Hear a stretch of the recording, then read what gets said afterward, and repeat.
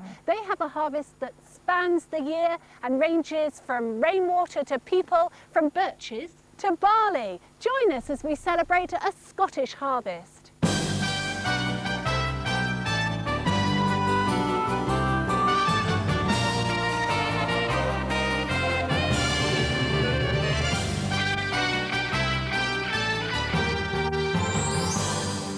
This week, the power of water to brew up a cuppa, getting away from it all in style, and a sweet harvest of honey.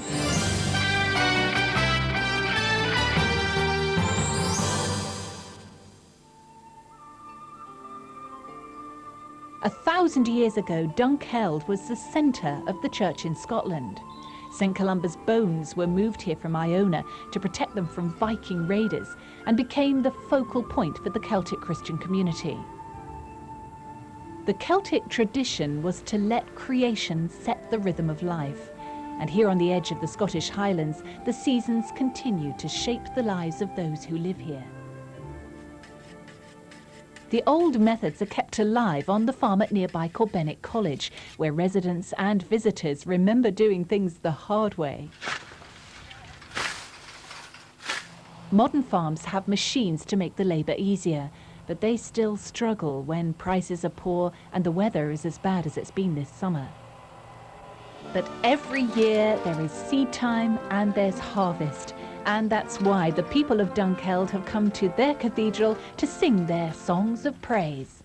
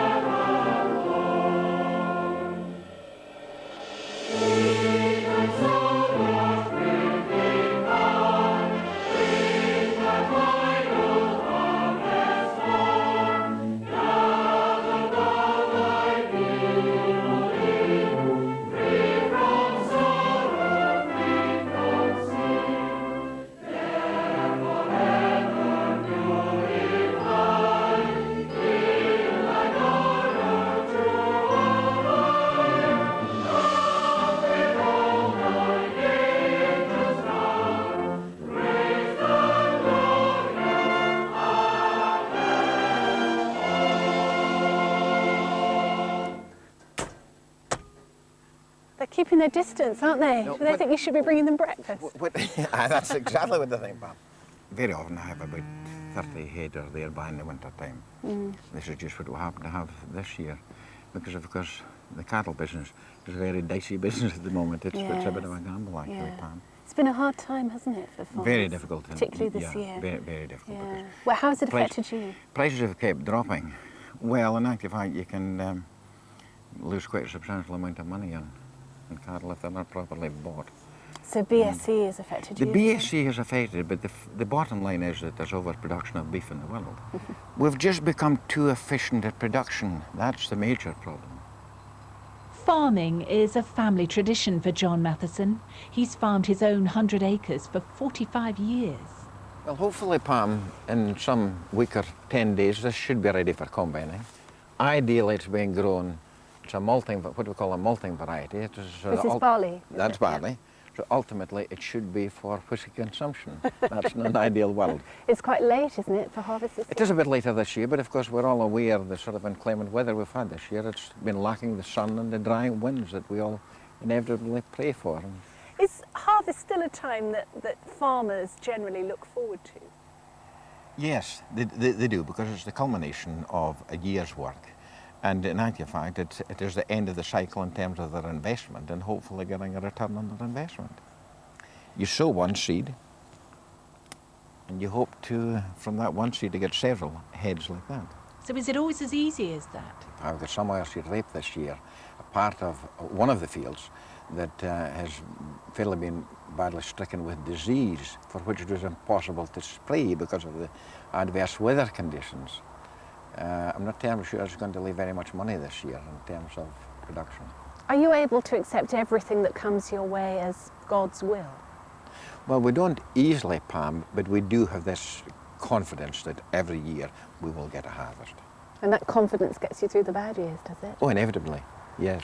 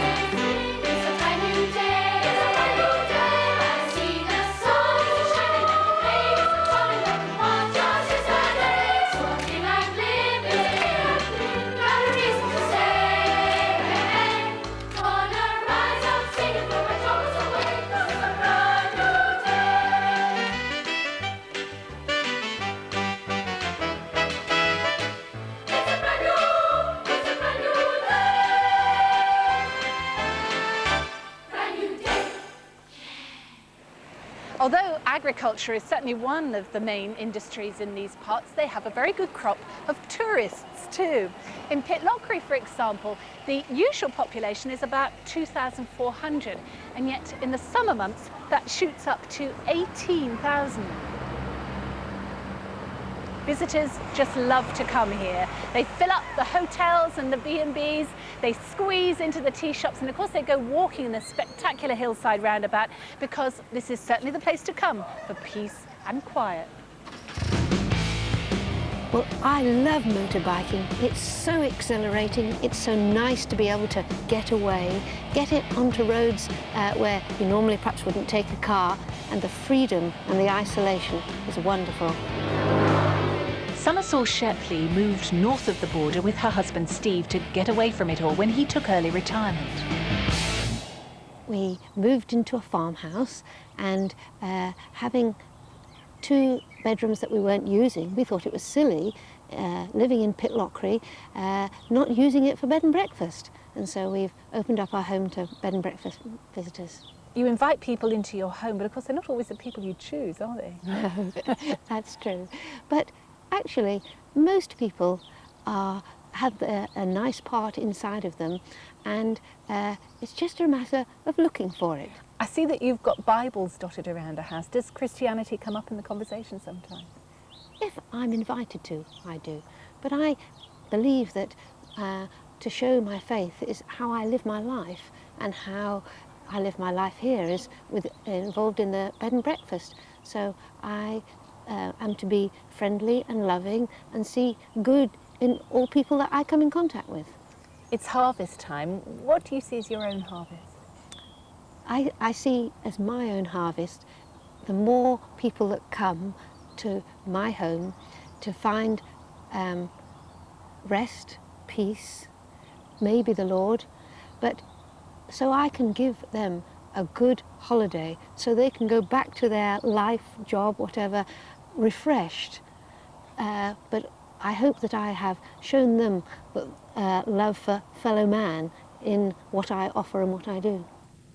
The biggest tourist attraction in the area is Blair Castle, which is where we've come for our next hymn, a traditional English tune with modern Scottish words.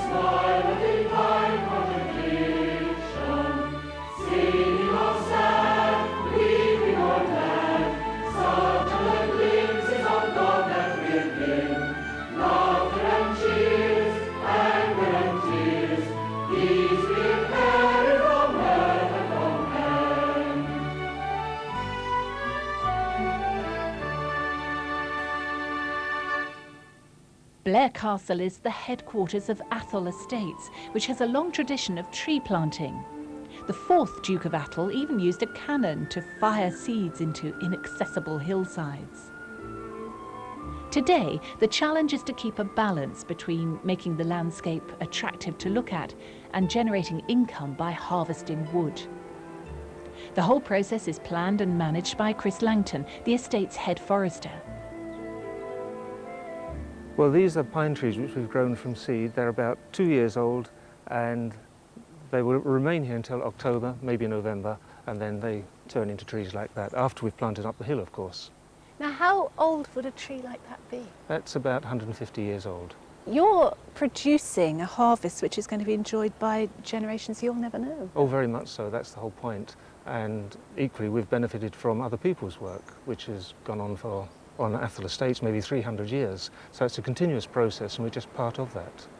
To a layman like me, this just looks like a perfectly natural woodland, but is it? Well, it is natural. It's changing all the time. It has changed. It was a broadleaf wood which was cut down, mixed with conifer in the First, Second World War. And then, because of the prices of sheep dropping, grazing isn't really an option now. And we're going to put it back into forestry, into a natural woodland, rather like the birches you can see around us. So does nature just do the work for you, really, or do you have to manage this woodland quite considerably? We have to give it a helping hand. It does most of it, but we have to tend it, crop tending. Nothing's changed really. That's always been the way, going back to biblical times, 2,000 years ago, with the olives. You wouldn't get berries or fruit from the olive if you didn't graft. So it's much the same. We have to spray the bracken, scarify and so forth. So do you think of yourself as a caretaker then for the time you're here? Yes, I think that would apply to foresters, farmers, landowners. We're land stewards. That's what we're here for. That's our job. All working together? All working together, yes. Whatever I do, I can do as much and other people with me to tend the crop and to grow the trees. But at the end of it all, there may be a frost, all sorts of God-given things which would affect my work and affect what we're going to get here. This is a fantastic view. Why is it that you enjoy being up here amongst the trees so much? I think it's the long-term nature of it, really. It's the oak wood there, for example, that 200 years of age. It's continuous, a bit like the cathedral below. It's been there for a long time. There's a sort of a security, dependability about it, and trees are very much like that. It's a long-term thing, and that's what I like about it.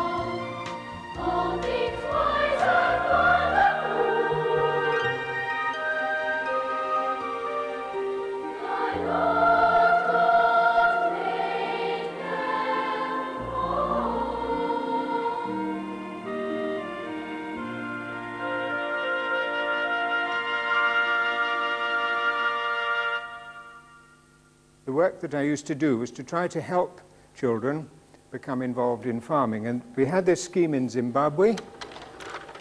And this girl, she was at primary school. Paul Latham spent his working life teaching farming methods in Africa.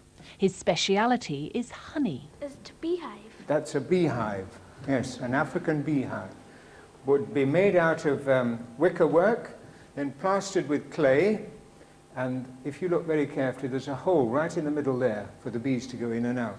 Harvest to an African is a matter of life and death, because they're completely dependent upon what they produce. Beekeeping gives folk who perhaps don't have very much land an opportunity to earn a living, because all you need is the space to put up a beehive.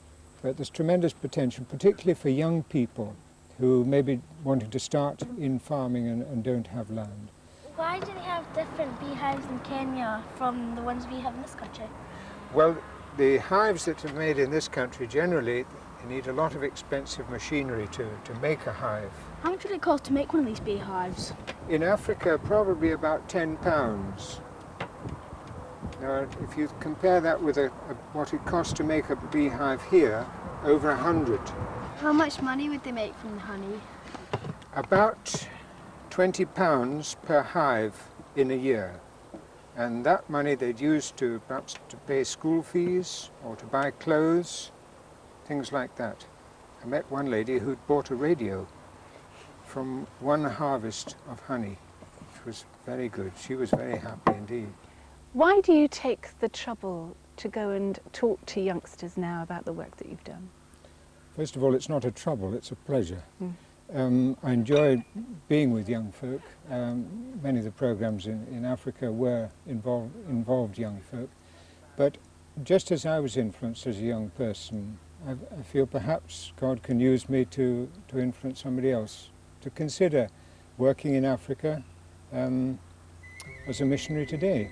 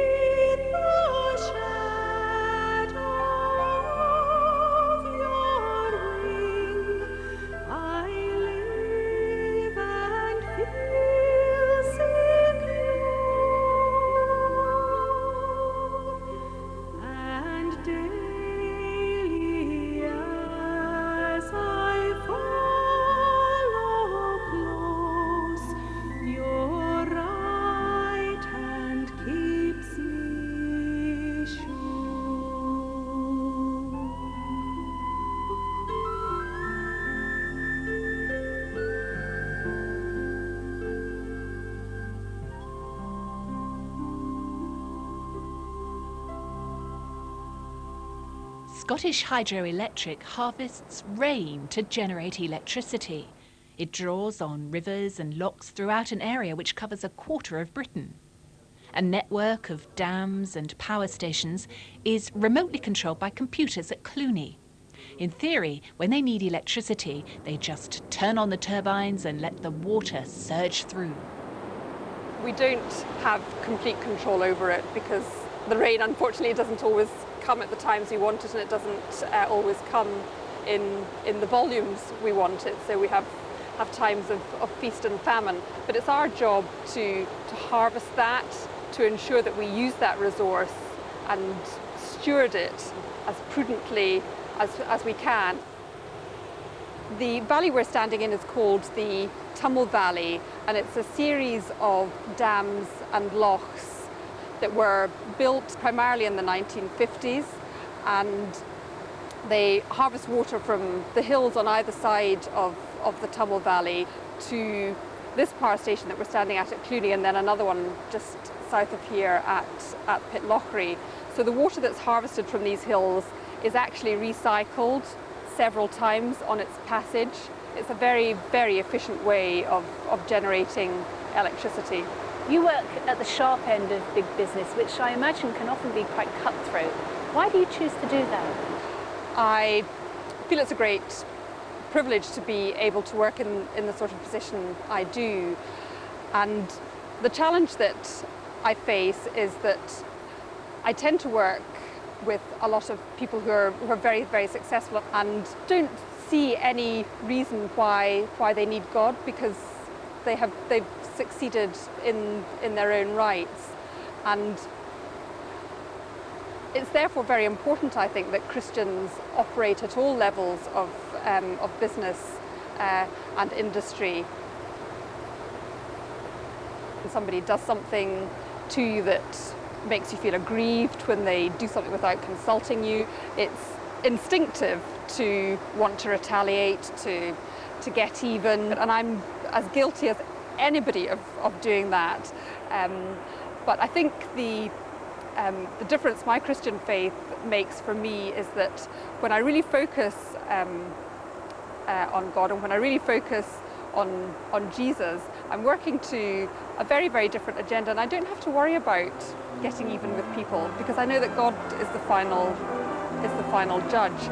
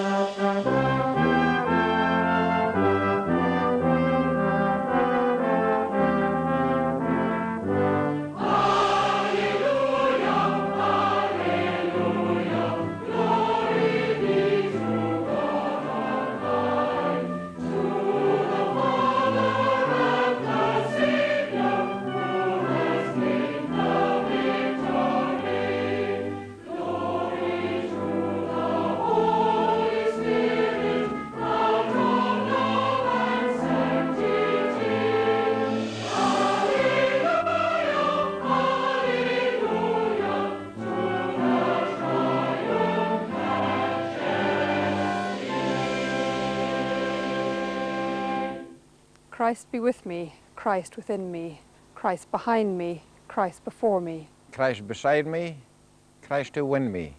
Christ to comfort and restore me. Christ beneath me, Christ above me, Christ in quiet, Christ in danger. Christ in hearts of all that love me. Christ in mouth of friend and stranger.